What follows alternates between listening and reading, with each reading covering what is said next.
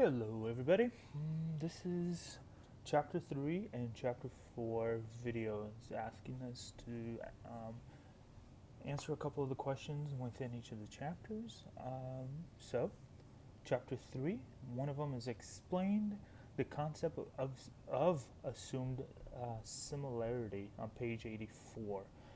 It's talking about overgeneralization and plugging you are plugging somebody else into a group that they don't necessarily belong to. You're just basing your assumptions on visual cues, or maybe you're hearing something and quite don't understand it. So, my example, there's actually two of them. One that not necessarily I did, but it was actually my mother did. When we moved from Brazil to North Dakota. And if you're not very familiar with North Dakota, there's the demographic there is not very. There's not a lot of variety when it comes to demographics there. Um, so her assumed similarity was she confused. Maybe it was just not blatant, but what's the word I'm looking for? Um, Innocence, I guess. But there were a lot of dark skinned individuals, people, right, in North Dakota. So she made a comment to me. She's like, I had no idea there were so many Hispanic people around here. My jaw dropped because I made friends with one of my very good friends. Um, so I bumped her. I'm like, Mom, don't say that because they're not Hispanic. They're Native Americans. So she made that assumption that everybody over there had the same characteristics as Hispanics.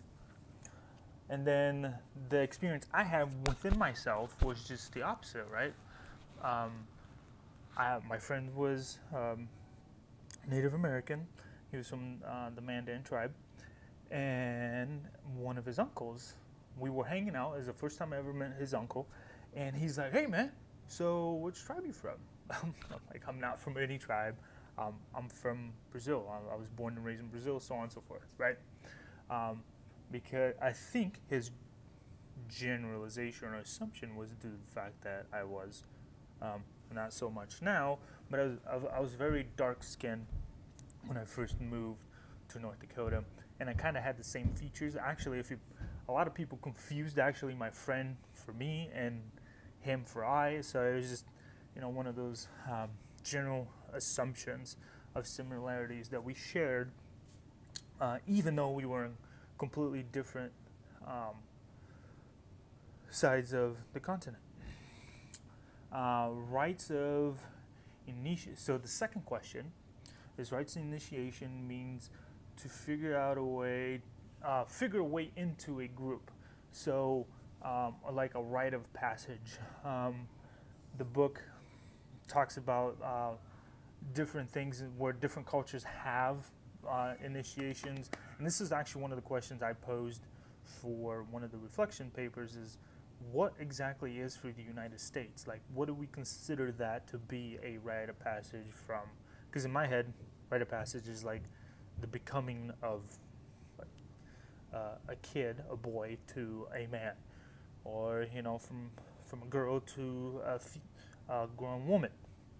So, for me, in Brazil, certain regions of Brazil, the rite of passage is that you go out to the forest and you bring back a meal. Like you kill off your first. It's basically a hunting party, right? All the men go out, all the boys go out, and we go and do our thing. There are other things I know. I can't remember the name of the tribe, but there is an African tribe somewhere in one of the African countries that the boys go out and with all the men from the tribe, and they go hunting for a lion. I'm like, I'm good. I am good. But real world applications for it, I want to say the perfect example of that is the military. right? Your rite of passage is you have to go through BMT, you have basic military training for X amount of weeks, and then you earn your way into the military. And then from then on, there's different steps to get into different subcultures within the military, right? When I was a maintainer, I worked on jets. Excuse me. One of the things was you had to learn all of this stuff in order for you to become staff sergeant or technical sergeant, so on and so forth. So promotions was a way for you to be into the next group of people, a different tier of people. Then we move into chapter 4. Chapter 4 is talking about self-talk and conflict of monologue or inner dialogue within yourself.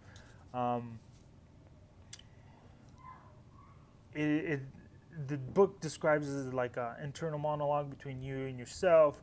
It could be maybe you're role playing, like you're trying to figure out a way to problem solve a conversation or an upcoming conversation that you're going to have. For me, I do it all the time. I'm in a position within my shop that I'm constantly like having to mentoring individuals. I have to constantly have feedback sessions with people, so I'm constantly having a conversation in my head. I'm like, how is this going to play out? I know the person. I know how they're going to react to a certain verbiage if I use something. I don't want to go down that path. Maybe I'll try this way. And then the book also describes sometimes it's even harder to kind of shut off that inner monologue because it can become so chaotic and overwhelming for people where they just have that sensory overload. One of the things that it works for me to kind of calm down that inner monologue is meditation. I picked it up a couple years ago. It's difficult at first if you have a really active mind and if you're a really active person. You just want to keep going.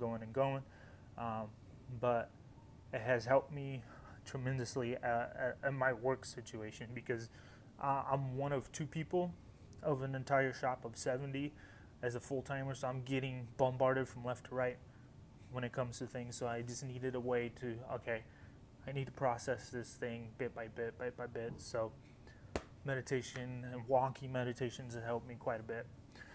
And then the second part is talking about what identities you identify more with yourself. More specifically, what identity do you can control and shape to be better, or shape yourself into what you find yourself as an ideal person.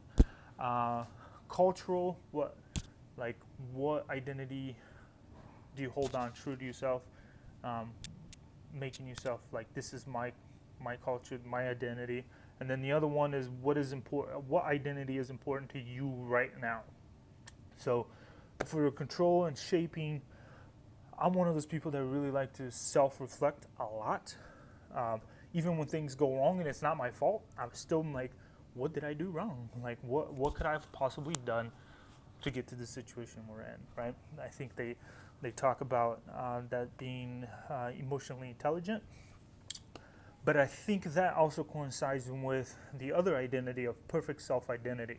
So again, I'm in the leadership position, at least I assume that I'm in the leadership position, where I'm involved in a lot of people's careers, and people are looking up to me. So I want to be the absolute perfect leader that I could possibly be for these people, so I'm not doing the mistakes or being at fault for something that I didn't do. So I'm constantly self-reflecting, trying to build myself into what I think is the perfect leader, person, dad, brother, or husband, whatever the case may be. I'm always looking to fine-tune who I am, and that's basically the shaping part of my identity. And then the cultural one, excuse me, is a racial ethnic identity. I'm Brazilian, I was born and raised in Brazil. That's why I truly identify myself. That's kind of, people are like, oh man, you got a temper. I'm like, I don't have a temper. We're just a very, very emotional people. We we are expressive. We don't like to bottle things in. That's exhausting to us. We don't beat around the bush. We just say it how it is. If you don't like it, I'm sorry. But at times, that's one of those things where that may be a blind spot that we're pointing out. Maybe, I don't know. It's just who we are. We don't beat around the bush. We're very expressive type of people. We get a group of Brazilians together. It literally sounds like a hen house. So that's the cultural, racial, ethnic identity that I hold on true to myself. And then the one that is important right now at this very moment is the physical identity. I want to be. I've always wanted to be kind of like the strong person, not just physically, but like mentally and like all around. But about a month ago, I I came down with the virus, COVID, and that put me back 3-4. Like I was down for 3 to 4, almost 4 weeks. So beforehand, I'm a power lifter, right? I was a trainer. Physical, ultimate performance is my thing. So I got basically pushed back to a point where I wasn't lifting anything. I was sick for the entire time. So now my main focus is just to get back on my feet, fully recover, and be completely back to 100%, which I'm pretty close now. I'm finally getting my runs in. So that's basically what I'm trying to do, is just go back to where I was, if not better. So physical identity is my now, right now. And that kind of changes. It's fluid, right? As we've come to find out, everything is dynamic, everything is fluid, and those ideas and identities are going to be constantly changing given the situation you're in right now, whether it be with someone's relationship or at work or at home, whatever the case may be. It's always going to be changing and evolving.